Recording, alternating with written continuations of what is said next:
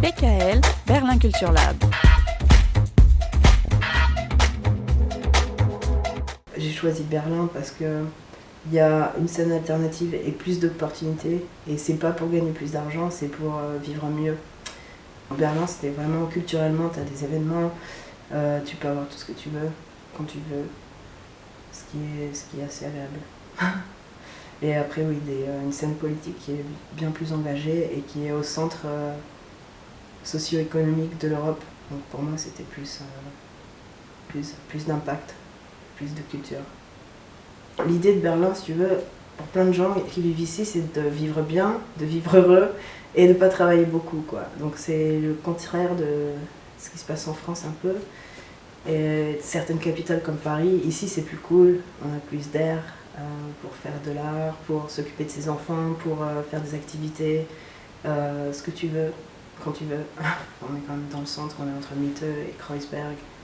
Donc c'est pas les bobos, c'est une autre scène qui est plus alternative. Ouais. Ça a été rénové, mais ça a été gardé. Il y a une association des gens qui vivaient dans le squat, qui a été créée après la chute du mur de Berlin, qui en fait est restée. Donc il y a des gens qui sont occupés de rénover la maison aussi pour ces personnes-là et qui sont restés dedans. Et donc il y a des propriétaires privés et un propriétaire qui est cette association. Donc le but d'un house project, c'est de garder les loyers bas. Comme ça, en fait, l'idée c'est que tout le monde peut se loger à des prix décents.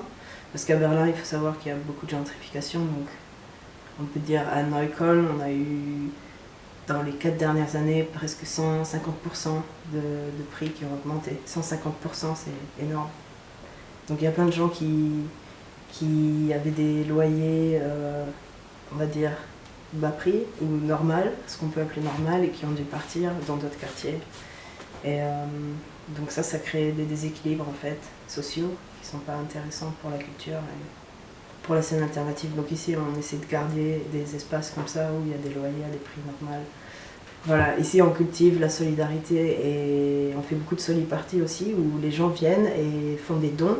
Donc tu n'as pas 15 € à payer à l'entrée, ça va de 1, de 0, même si tu n'as pas d'argent, tu prends l'entrée.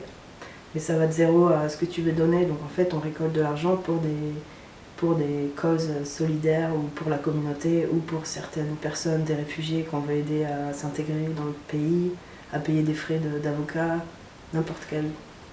Ça, c'est aussi quelque chose qui, pour moi, c'est important. C'est une vraie vie communautaire où les gens s'entraident et essayent de vivre ensemble.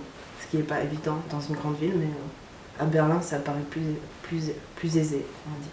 Ici, on va de 100, ça va de 0, c'est pareil, on a des chambres qui sont gratuites pour des gens qui n'ont pas d'argent.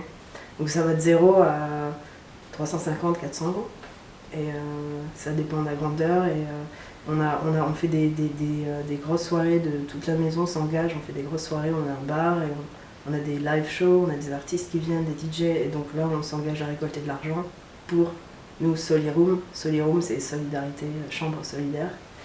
Et ensuite, on héberge des gens qu'on aide sur un laps de temps, 6 mois, 1 an, 2 ans. Et après, c'est vrai qu'on participe dans la vie autour, on n'est pas tout le temps dans la maison.